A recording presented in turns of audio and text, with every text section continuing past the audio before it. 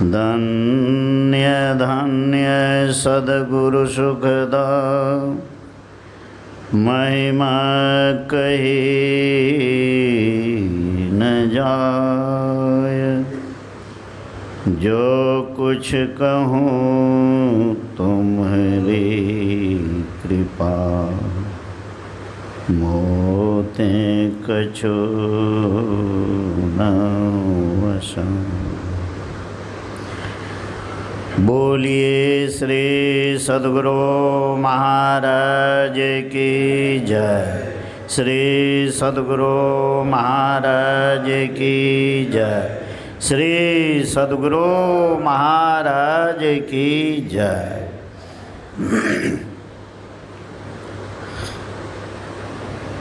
पूज्याति पूज्य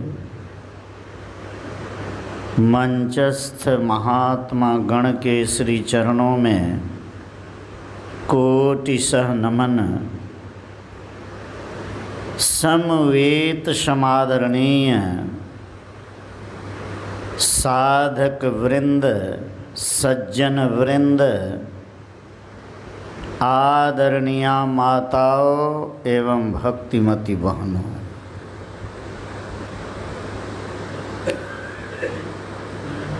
पक्ष ध्यानाभ्यास सहित ज्ञान यज्ञ के 7वें दिन के दूसरे सत्र के सत्संग में अभी हम सब श्री रामचरितमानस सार सटिक तृतीय सोपान अरण्यकांड से भगवान राम के नवधा भक्ति के उपदेश को सुन रहे थे।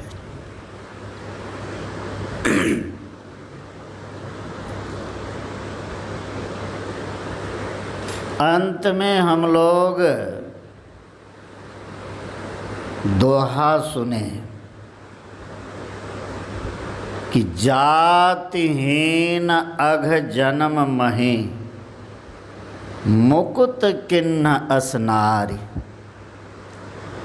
महामंद मन सुख चहसी, ऐसे प्रभु ही विसारी।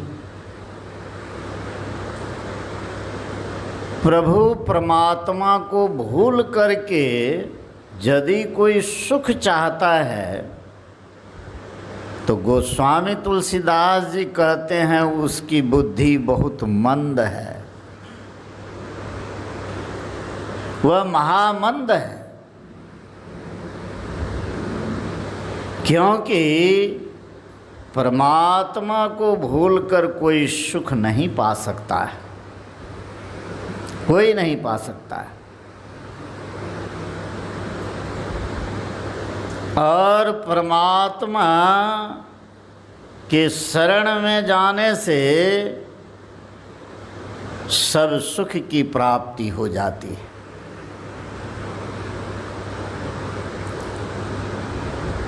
और सुने कि जातिहीन छोटी जाति की सबरी थी, पापों के जन्मभूमि, ऐसे स्त्री को जो मुक्ति को प्राप्त कर ली, दुखों से छूट गई, तब कोई चाहे कि परमात्मा को भूलकर सुख प्राप्त कर लें, संभव नहीं है। सबरी छोटी जाति की थी, तब भी उस पद को प्राप्त कर ली जो पद योगियों के लिए दुर्लभ है। उस पद को प्राप्त कर ली। और जो उस पद को प्राप्त कर लेते हैं वे बड़े नम्र हो जाते हैं। सबरी में कितनी नम्रता। भगवान राम उसके कुटिया पर आए हैं, सन्मुख हो हाथ जोड़ करके सबरी कहती हैं केही विधि स्तुति करऊं तुम्हारी, अधम जाति मैं जड़मति भारी। मैं छोटी जाति की हूँ, अधम जाति की हूँ। मेरी बुद्धि कैसी है? जड़वत है। सबरी यह बात कह रही है। केही विधि स्तुति करऊं तुम्हारी, अधम जाति मैं जड़मति भारी। अधम ते अधम अधम अति नारी, तिनमह मैं मति मंदघारी। कितनी नम्र है देखिए। जिस वृक्ष में फल लगते हैं तो डालियां झुक जाती हैं, और जो उस परमात्म पद को प्राप्त किए हैं और उसमें कितनी नम्रता है, सो देखिए।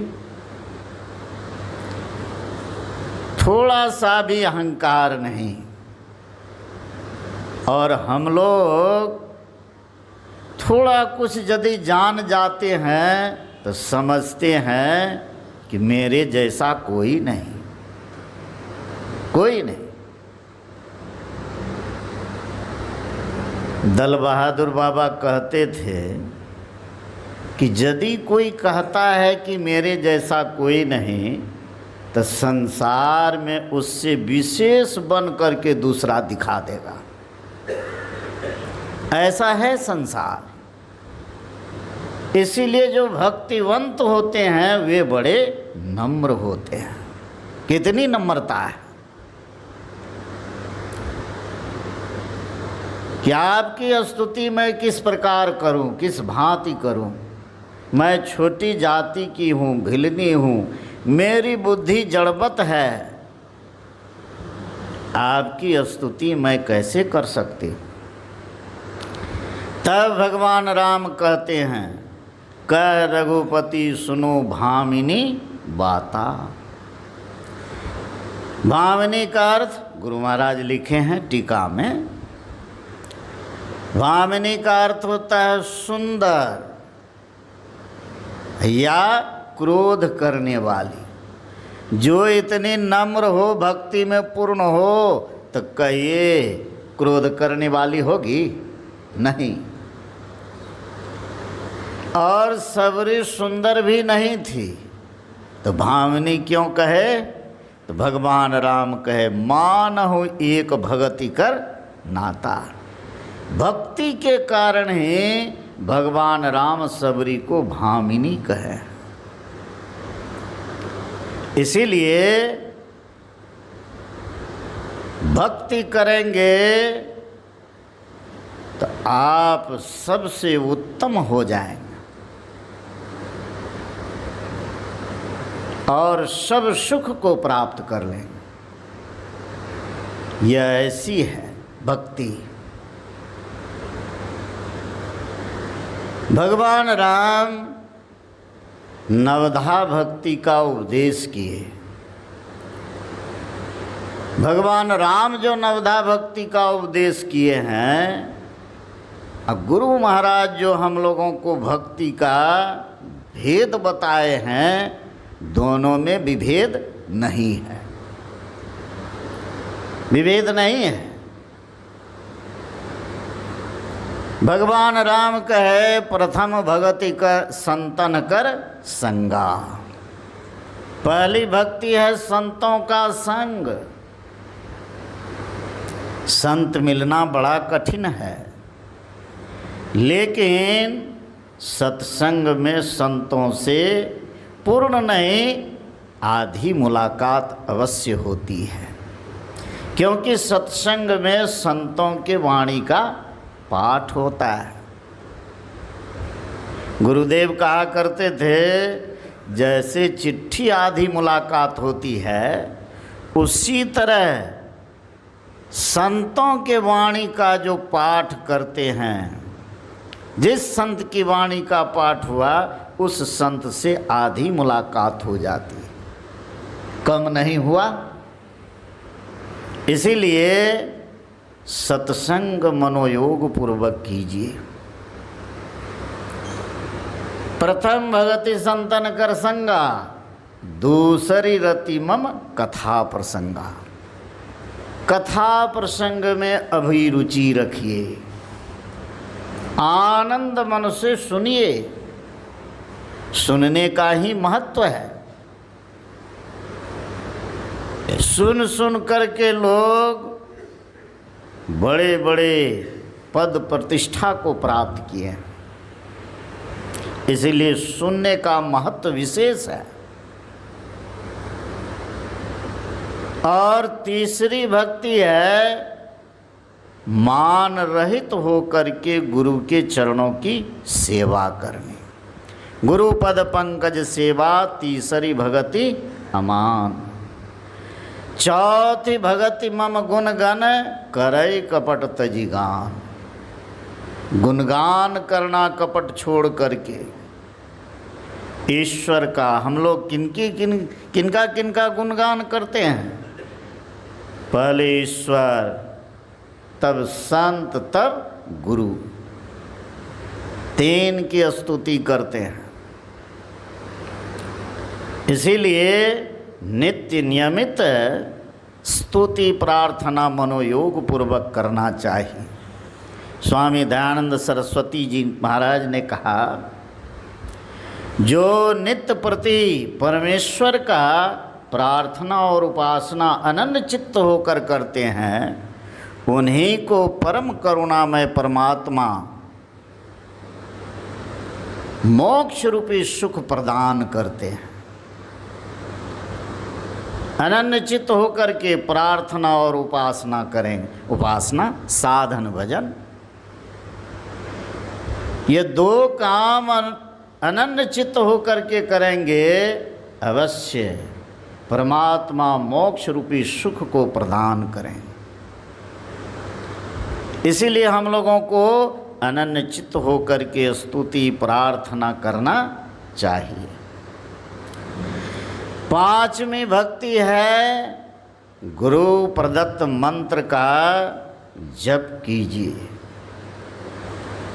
मंत्र जाप मम दृढ़ विश्वासा, अब पंचम भजन सो वेद प्रकाशा।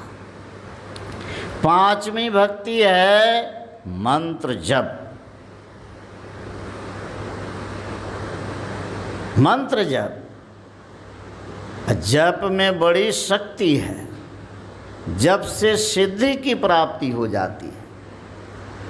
और हमेशा यदि जप में मन लगा रहे, गोरखनाथ जी महाराज ने कहा, 600 सहस 21 जाप अनहद उपजय आपया। अनहद ध्वनि की प्राप्ति हो जाती है। इसीलिए साधकों को चलते फिरते उठते बैठते हमेशा जप में मन को लगा के रखना चाहिए। आवश्यक पड़े तो बातचीत करें, नहीं तो जप ध्यान में हमेशा मन को लगा के रखें। छठी भक्ति है दम का साधन। दम का साधन है, और दम का साधन बिना योगाभ्यास से संभव नहीं है। बिना योगाभ्यास से संभव नहीं है। दम का साधन क्या है? इंद्रिय निग्रह। और इंद्रिय निग्रह बिना योगाभ्यास से संभव नहीं है। किस योग को करने से इंद्रिय निग्रह होगा? तो दृष्टि योग को। दृष्टि योग करने से दम का साधन होता है। और जो अपने दृष्टि को जोड़ना जानते हैं वही असली जोगी हैं। प्रातःकाल सुने थे, एक दृष्टि कर समसरि जाने, जोगी कहिए सोई। वही है जोगी, जो दृष्टि को एक करने के लिए जानता है। यदि एक हो गया, दृष्टि एक हो गया, तो दम का साधन इंद्रिय निग्रह हो जाएगा, हो जाएगा। दम के साधन में मनोनिग्रह भी होता है, लेकिन सातवीं भक्ति जो है उससे मन का पूर्ण सिमटाव हो जाता है। सातम समोहि मैं जग देखा, मोतें अधिक संत करी लेखा। सातवीं भक्ति है समता प्राप्त करने। समत्व, समत्व कब आवेगा? जब सम का साधन मनोनिग्रह होगा, तब समत्व आवेगा। सब में एक ही देखेंगे, जो मैं वही सब। इसी को सब में ईश्वर को देखना, यह क्या है? ज्ञान। सुने थे पाठ में, ज्ञान मान जह एको नाही, देख ब्रह्म समान सब माही। तब समता आती है। जब शम का साधन करेंगे, मनोनिग्रह होगा, तब अर्थात शब्द साधना के द्वारा मन वश में होता है। शब्द खोज मन बस करे, सहज योग है यह सहज योग है। यहाँ तक करने का है। 8वीं 9वीं तो भक्ति का फल है, भक्ति का फल है। जो भक्ति में पूर्ण होंगे वे संतोषी होंगे और सरल हो जाएंगे। कैसे सरल? संतों का लक्षण रामकृष्ण परमहंस देव जी महाराज कहे कैसे होते हैं? मुलायम। कैसे होते हैं? आलू बैगन की सब्जी के तरह। जैसे मुलायम होता है, वैसे संत होते हैं। सिद्ध पुरुष का यह स्वभाव है, लक्षण है। इसीलिए भगवान राम यह भक्ति का उपदेश दिए माता सबरी को। जबकि भगवान राम कहते हैं कि सकल प्रकार भगति दृढ़ तोरे, सब प्रकार की भक्ति में दृढ़ थी, तब भी भगवान राम उपदेश किए। इसलिए कि इससे संसार के लोगों का कल्याण होगा। जो भजन करेंगे, ईश्वर भजन करेंगे, अवश्य परम कल्याण होगा। इसलिए हम लोगों को भजन में मन लगाना चाहिए। जिस तरह हम लोग माया में मन लगाते हैं, उसी तरह भजन में भी न। भजन में मन ऐसो में जस रम सो माया।